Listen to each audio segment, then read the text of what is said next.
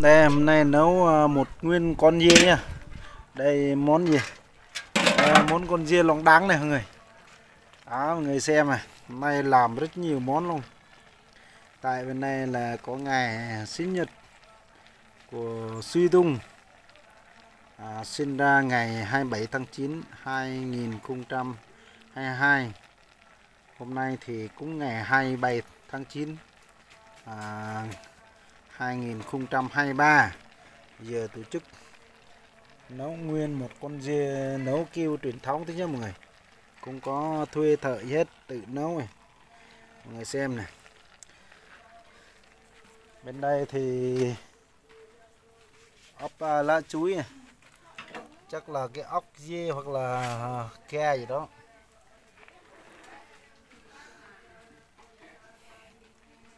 Đây dùng bằng bếp than nhé, dùng bằng củi thôi, không có dùng bằng lo điền như là người thành phố. Đây là người của nông dân, nó làm theo cách người nông dân nấu kiểu này là chấp nhận là lòng đắng phải bị ngon nha. Người giờ sẽ đậy nắp lại nha. Giờ mình sẽ đi quanh đây xem họ đang cúng cái gì đó, cúng sang này nọ kia này. Thịt dê này. Đấy. Thịt cũng rất ngon luôn. Cái gì đây? Cái này đi như đây. Cái này là sọ của nó này. Mọi người cho với nịch ni lông luôn. Đây sọ chưa phải không? Kim muông trong đó đi. Hả?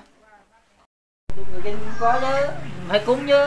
Cúng ông bà Kim như đây, cúng hết chưa? Bày ra cúng đó này. Xong mình cúng qua tổ tiên xong rồi thôi. Giờ hôm nay có ngày Đang lo cái gắt ăn có. Có cái năm của chả. Cái này ra buôn cái này. Làm ra mày làm mà. Play mi nó mới gle nè, play Pepsi. còn nguy cái nhân bờ đơ yang ăn này mỏ. Yang nguy anh phải ra này, play yang vui này cái có play. Coca play đi chứ. Quay again. Em coi kỷ niệm quay kết từng hem. Chợ anh quay oai hình hả? Ôi oai kia. Lúc quay chân gỡ tăng Pepsi là cái. Này coi này coi đồ bể mà thuy. Mà thuy nhảy hấp chết đấy. Có cái lạ lên. Nằm tay coi gỡ nằm tay qua là.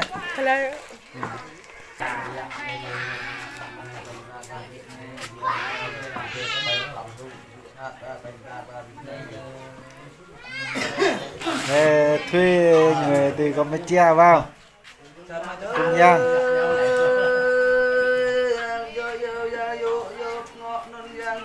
Mẹ này cái ác đấy nhong bọc mẹ với ác vậy.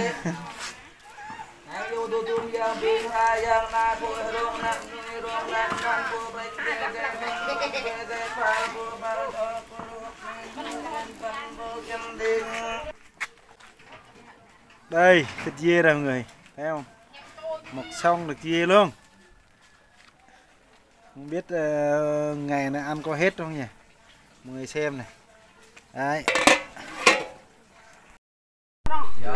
bên cậu tôi gì cậu là hai người uống rượu có ngon không? Em của bạn Ê. được không? Cá biết cái cá thôi. Em. Ngon ngon chứ đâu phải heo đâu. Ngon ngon. Cá đó. Đây món món gì đây? Con pịa của nó phải không? Ngon ngon quá nhỉ. Món rất ngon này, đu lợn nóng này, các loại đây là lòng heo, đây là lòng đắng, đây là lòng pịa của nó, đây là thịt dê hợp với nghệ, cúc nghệ. Đây này, bông cái dê, bông cái ngon ngon hơn nè. Ăn đi, người miền Tây này nói déo này, giới thiệu qua đi. Đây. Đây là qua mấy trăm cây số nhỉ? 300 mấy cây số, 700 mấy cây số ấy. Đi là về đi về 2 ngày 2 đêm mới tới Gia Lai. Lên Campuchia có 3 cây số. Này là sử dụng các loại món tự chế nha. Đây là Hồi trước qua Campuchia. cảm ơn đầu bếp làm rất nhiều món này. Giờ chín hết rồi. Đầu bếp dê cà pui. Đầu bếp pháp sư. Ai thêm là dê cà pui TikTok á. Dê cà pui TikTok á. Chúc mọi người gặp Hiên Cà Pui tóc đầu vui vẻ nhá. Tóc đầu cái đầu cá lăng ơi.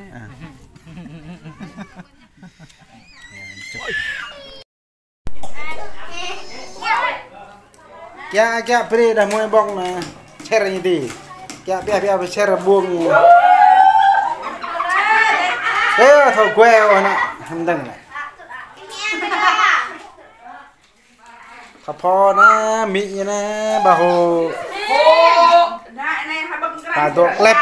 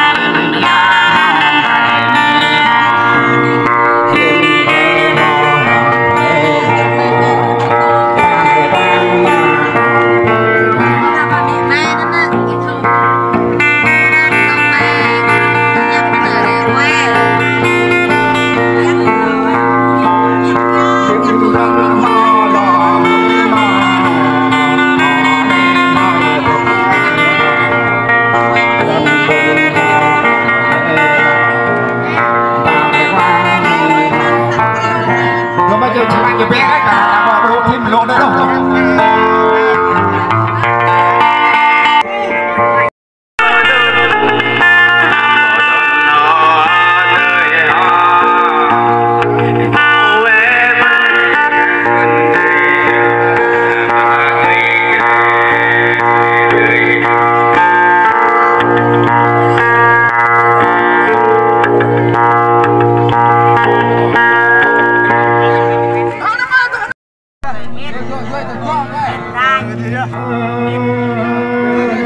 khúc có chít kẹp bé bé bé mà tao video người ca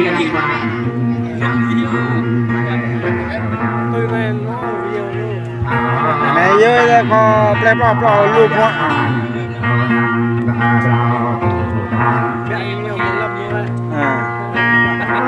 mà lớp đi tôi không ghê này tôi tin biết cái chuyên nghiệp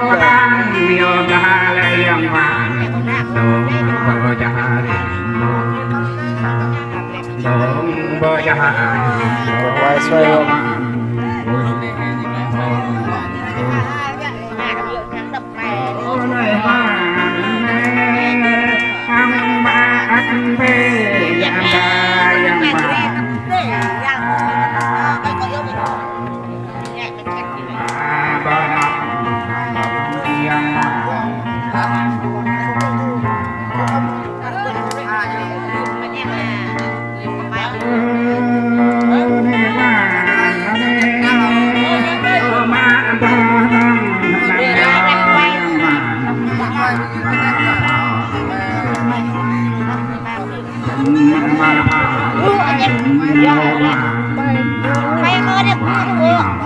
này về lịch chưa ta là thả được đại đạo rồi cái tay cái kia nó toàn là năm mấy nữa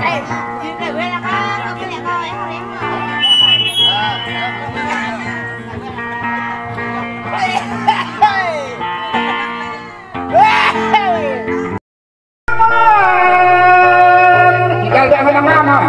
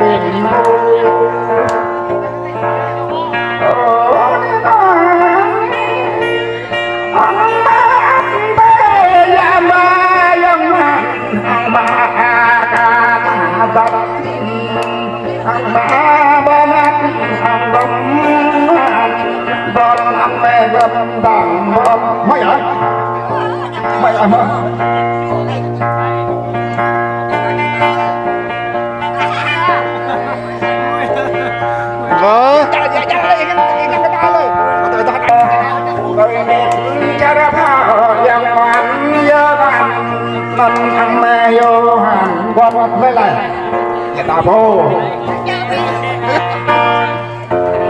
ê có cái quay như thế này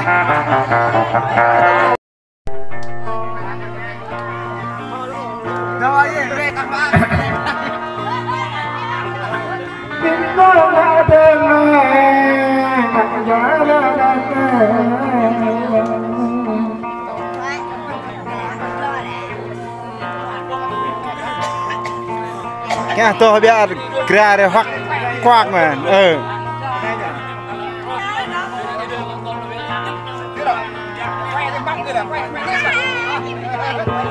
tôi plei tôi cái này như hoặc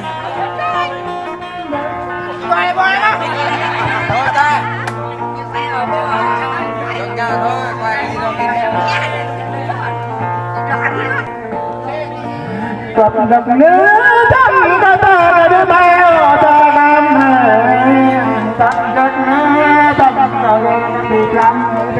Đó là đội YouTube. Đây kênh Chop Chill này có mặt tại hiện trường hôm nay là ngày 27 tháng 9 2023.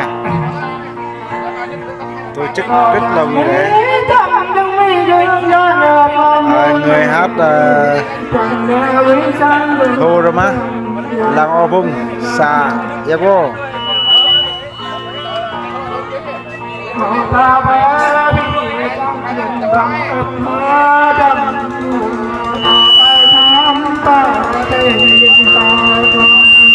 Rồi treo anh em viện này.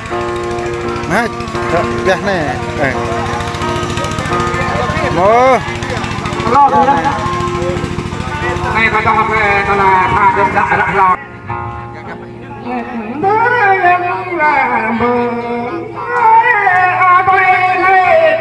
Chẳng ta có như mấy năm về bên nắng mấy đầu về bên đợi ấm đang bóng ơi la lê nhà mình bên má mơ mơ bồ đề bà Nào thế à?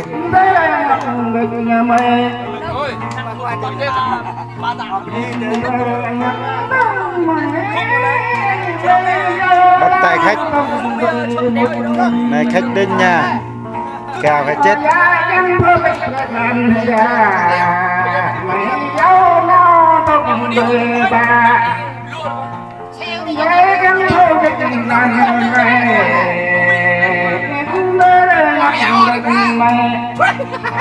Nặng thôi đi nặng mẹ.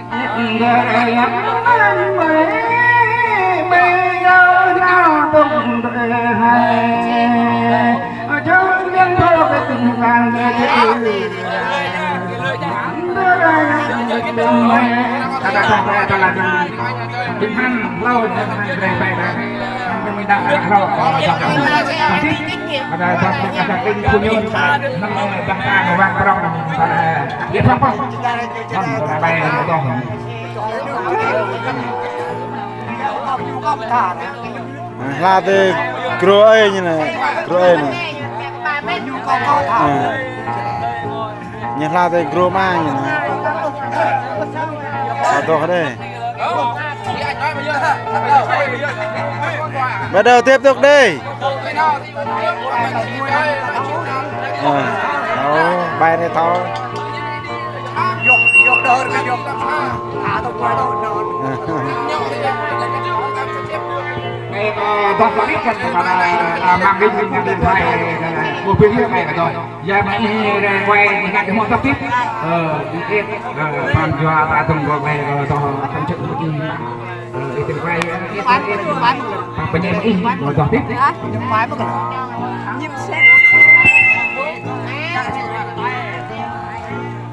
Bên tâm trường tình ta đi ngay gần đây ta phong lệ ta ta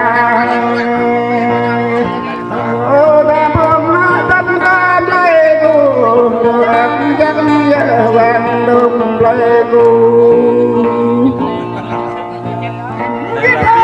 biết về chứ một lông đắng này.